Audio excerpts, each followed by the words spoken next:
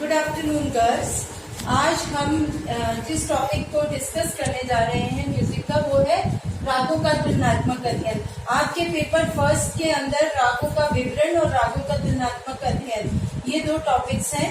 और जो रागों का विवरण आप अभी तक लिखते आए हैं, उसी से मिलता जुलता अब ये राग का तुलनात्मक अध्ययन आपके कोर्स में है, क्योंकि आपको जो कुछ भी इस साल जितनी भी रागें हैं आपकी, वो आपस में बहुत मिलती जुलती हैं और आपको एक उनका तुलनात्मक अध्ययन ही आएगा। तुलनात्मक अध्ययन मतलब कंपैरेटिव स्टडी ऑफ रागास, यही आएगा अधिकतर।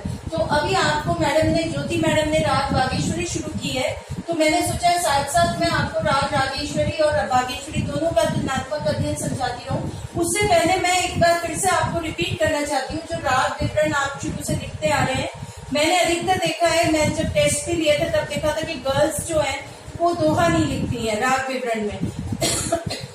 सॉरी, अगर आप दोहा नहीं लिखेंगे बेटा तो आपके नंबर कटेंगे। तो आप जब भी राग विवरण तैयार करेंगे तो आप एक तो दोहा तैयार करिएगा, फिर सेकंड चीज आपको पता होनी चाहिए थाट, कौन से थाट का है। कोई भी राग जो आप सीखेंगे वो कौन से थाट का है। जैसे राग बागेश्वरी आप सीख रहे हैं, वो काफी थाट का राग है, तो ये आपको पता होना चाहिए। और उसके बाद शुद्ध विकृत स्वर, मतलब कौन से स्वर शुद्ध लग रहे हैं, कौन से विकृत लग रहे हैं, और साथ में कौन से वर्जित स्वर है, कौन से वो स्वर है जो उस राग में नहीं लग रहे। फिर एक और पॉइंट आता है, उसके बाद जब हम ये सब समझ लेंगे, वर्जित स्वर समझ लेंगे, तो राग की जाति क्या है, ये भी एक इम्पोर्टेंट पॉइंट है। राग की जाति, आपको राग की जाति पता होनी चाहिए कि जाति क्या है राग की। मतलब संपूर्ण है, मतलब आरोह में कितने स्वर लग रहे हैं, अवरोह में कितने स्वर लग रहे हैं। संपूर्ण है, संपूर्ण षाडक है, षाडक संपूर्ण है, ये आपको पता होनी चाहिए राग की जाति। फिर राग के वादी संवादी, आपको पता ही है वादी स्वर सबसे इम्पोर्टेंट स्वर होता है और संवादी उससे कम इम्पोर्टेंट स्वर, तो वादी संवादी आपको पता होना चाहिए। फिर राग का गायन समय, ये मोटी मोटी बातें जो आपको पता होना चाहिए। फिर उसके बाद राग का चलन क्या है, ये सब तो बहुत आगे की बातें हैं। तो जब हम थ्योरी में पढ़ना शुरू करेंगे तो राग बागेश्वरी और राग रागेश्वरी, राग बागेश्वरी का विवरण मैं आपको भेज चुकी हूँ आपके व्हाट्सएप ग्रुप में, और राग रागेश्वरी का विवरण वो भी मैं आज अपलोड कर दूंगी आपको। तो अब इन दोनों का हम कंपैरिजन देखेंगे, तुलनात्मक अध्ययन देखेंगे कि इन दोनों में क्या समानता है और क्या असमानता है। एक बात और समझाना चाहूंगी, क्लियर करना चाहूंगी कि जब तुलनात्मक अध्ययन की बात आती है, तो अगर आपको ये आता है कि डिफरेंस लिखना है तो आप डिफरेंस ही लिखेंगे, समानताएं लिखनी है तो आप समानताएं लिखेंगे। लेकिन अगर आपको पूरा तुलनात्मक अध्ययन आता है, तुलना करना आता है, तो आपको समानता भी लिखनी है और आपको विभिन्नता भी लिखनी है। केवल समानता लिखने से आपको नंबर नहीं मिलेंगे, केवल विभिन्नताएं लिखने से आपको नंबर नहीं मिलेंगे। आपको दोनों ही पता होनी चाहिए और दोनों ही आपसे पूछे जा सकते हैं। राग बागेश्वरी और राग रागेश्वरी का तुलनात्मक अध्ययन मैं आप लोगों को समझाऊंगी, लेकिन उससे पहले मैं आपको मोटा पहले राग बागेश्वरी और फिर राग रागेश्वरी के बारे में बता दूं। राग बागेश्वरी आप लोग सीख ही रहे हैं, ज्योति मैम ने भी बताया होगा आपको कि ये काफी थाट का राग है। काफी थाट का राग है, इसका मतलब इसमें ग और नी दोनों कोमल लगते हैं। लेकिन राग रागेश्वरी खमाज थाट का राग है, इसमें ग शुद्ध लगता है। तो मोटा डिफरेंस दोनों राग में यही है कि एक में ग और नी दोनों कोमल लगते हैं, मगर इसमें ग शुद्ध लगता है। और दूसरा एक बड़ा डिफरेंस ये है कि राग रागेश्वरी में प बिल्कुल नहीं लगता, बिल्कुल वर्जित है, जबकि राग बागेश्वरी में प का अल्प प्रयोग किया जाता है। कुछ लोग इसका प्रयोग, कुछ लोग इसे राग का अंग ही मानते हैं, कुछ लोग इसको सौंदर्य बढ़ाने के लिए प्रयोग मानते हैं। तो इसलिए पंचम का इसमें मतलब प्रयोग होता है। इसमें जब हम जाते हैं ग सा ग म ध, और इसमें जाएंगे हम ग म ध, मतलब म ध, तो पंचम का कर्ण लेके जाएंगे तो पंचम लगता ही लगता है इस राग के अंदर। लेकिन इस राग में बिल्कुल पंचम नहीं लगता और बिल्कुल ही वर्जित है पंचम। तो अब हम दोनों का तुलनात्मक अध्ययन करना चाहेंगे। मैं बता चुकी हूँ तुलनात्मक अध्ययन का मतलब होता है कि समानता और असमानताएं दोनों। तो सबसे पहले हम समानताएं देख लेते हैं। इसमें अगर हम थाट के बारे में बोले तो वो अलग अलग है, तो इसमें थाट नहीं आएगा। उसके बाद शुद्ध विकृत स्वर बोले तो उसके अंदर विकृत स्वरों के अंदर देखा जाए तो इसमें भी कोमल निषाद लगता है, मतलब राग बागेश्वरी में भी कोमल निषाद लगता है और राग रागेश्वरी में भी कोमल निषाद लगता है। तो एक समानता तो ये हुई कि दोनों में ही कोमल निषाद का प्रयोग होता है। हाँ, कुछ लोग राग रागेश्वरी में दोनों निषाद का प्रयोग करते हैं, मतलब शुद्ध और कोमल दोनों।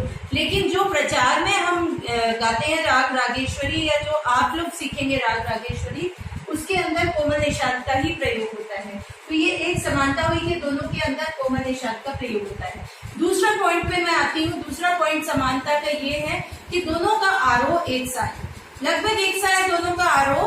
मतलब दोनों के आरोह में ऋषभ वर्जित है, दोनों के आरोह में। और ऋषभ के वर्जित होते ही जो दोनों का आरोह लगभग एक सा हो जाता है। उसमें हम कोमल बागेश्वरी में हम कोमल गंधार के साथ लेते हैं और रागेश्वरी में शुद्ध गंधार के साथ। बागेश्वरी में हम जाएंगे सा नी सा गा म ध नी सा, और इसमें हम गाएंगे रागेश्वरी में सा गा म ध नी सा। तो एक जैसा है लगभग। और उसके बाद जब अगर हम जाति की बात करते हैं तो जाति के अंदर समानता तो नहीं बोलूंगी मैं, लेकिन जाति एक और इन दोनों में समानता है, वो है दोनों के उत्तरांग में समान स्वरावलियां प्रयुक्त होती हैं। दोनों के उत्तरांग में समान स्वर। अगर उत्तरांग की बात करें हम, उत्तरांग मतलब प से ऊपर के जितने भी स्वर हैं, ध नी सा सा रे सा नी ध, ये दोनों ही रागों में लगता है। अब अगर हमें इन दोनों रागों को डिफरेंट करना है तो एकदम से हमें कैसे लेना पड़ेगा, सा रे सा नी ध म ग म ग रे सा, ये तो बागेश्वरी होगी। सा रे सा नी ध ग म रे सा, ये रागेश्वरी होगी। तो इस तरह से अलग हो जाएंगे, लेकिन इसमें समानता ये हुई कि उत्तरांग के अंदर दोनों में समान स्वरावलियां प्रयुक्त होती हैं।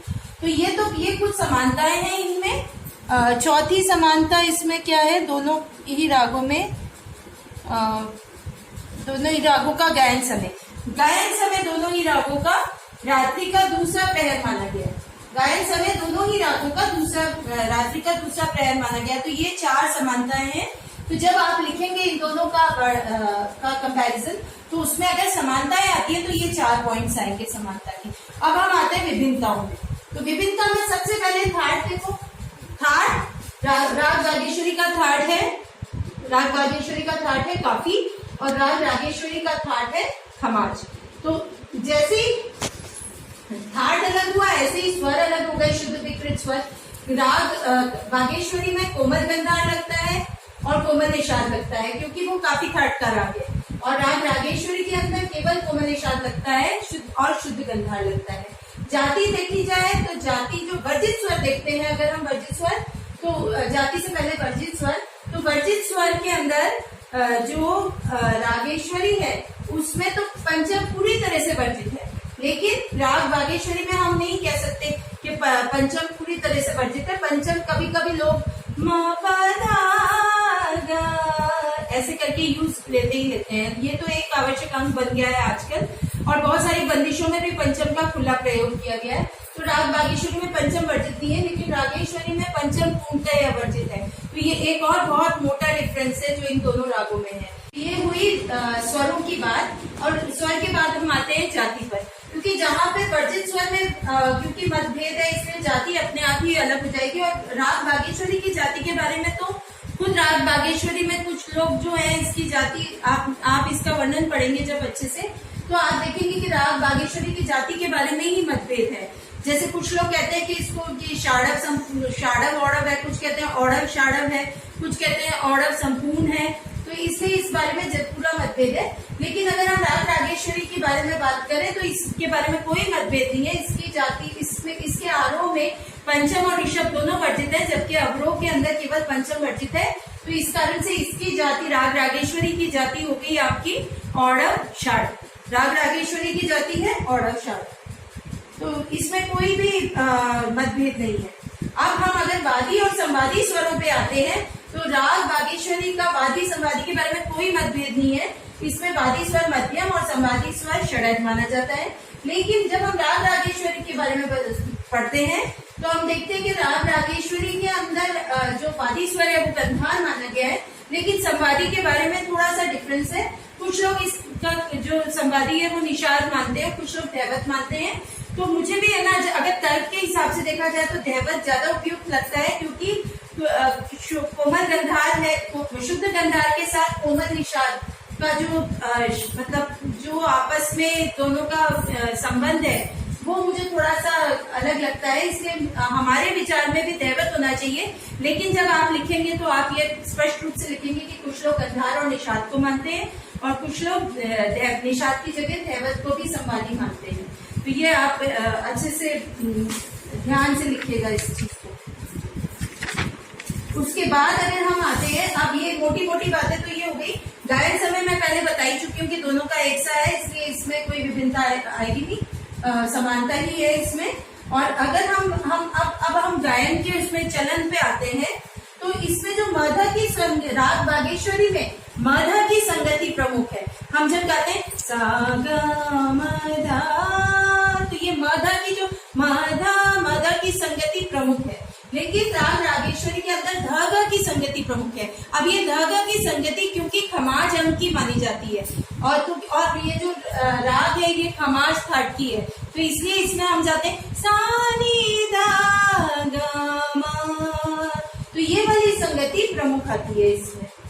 उसके बाद जब हम आरोह में नीचे आते हैं तो बागेश्वरी के अंदर आरोह में सीधे ऋषभ जो है वो सीधे लगेगा म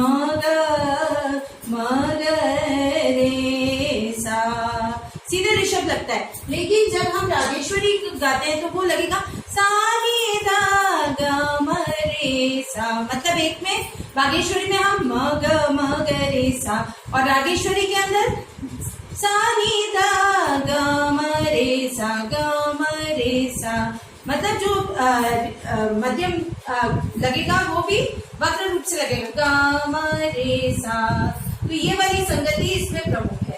तो ये भी एक मोटा डिफरेंस है। और जब हम न्यास की बात करते हैं, सबसे आखिरी डिफरेंस जो है उसमें हम न्यास की बात करेंगे। एक डिफरेंस बीच में और आएगा माधा जब हम गाते हैं तो मैं पहले भी आपको बता चुकी हूँ ये बात कि है ना, क्योंकि राग बागेश्वरी में पंचम लगता है इसलिए माधा की संगति में पंचम का अल्प प्रयोग होता है, पंचम का स्पर्श करके जाते हैं, मीड़ के साथ लिया जाता है सा गा माधा, और इसके अंदर माधा सीधे जाएगा सा गा माधा नी धा सा नी धा गा म रे सा, ये रागेश्वरी है। तो ये एक डिफरेंस है।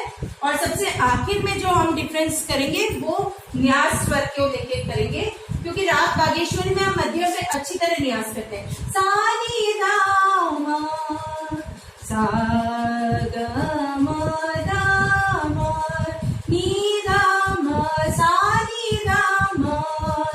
लेकिन जब हम राग रागेश्वरी में गाते हैं तो मध्यम बढ़ाते जरूर है सा नी धा मा सा गा मा गा, मतलब छोड़ते एक गा का कण लगा के छोड़ते हैं। तो ये तो बहुत मोटे छोटे से डिफरेंस है, बहुत माइन्यूट डिफरेंस है, लेकिन जो मैंने शुरू में आपको बताए हैं वो बहुत मेन डिफरेंस है, तो वो आपको अच्छी तरह से करने हैं। और देखा जाए तो ये 9 पॉइंट्स जो है यही आप सभी आपको अच्छे से करने हैं, लेकिन शुरू के जो 8 पॉइंट्स है उनको बहुत अच्छी तरह से करिएगा। और ये बहुत इंपॉर्टेंट टॉपिक है, बागेश्वरी रागेश्वरी की तुलना अधिकतर आती है। तो आशा है मुझे आपको समझ में आ गई होगी। कोई भी क्वेश्चंस हो तो आप व्हाट्सएप पे मुझसे पूछ सकते हैं, बिना किसी झिझक के पूछ सकते हैं। और प्लीज जो भी है इसको आप जरूर उतार लीजिएगा कॉपी में, क्योंकि मैं आपसे क्वेश्चंस पूछने वाली हूँ। इसमें जो भी क्वेश्चंस बनते हैं, शॉर्ट आंसर, लॉन्ग आंसर, मैं चाहूंगी कि वो आप लोग करके बताएं और मुझे मैं उसका असेसमेंट लूंगी आपका। तो इसलिए इसको आप तुरंत कॉपी में उतार लीजिएगा। और इसके साथ ये वाला वीडियो यहीं पे खत्म करते हैं।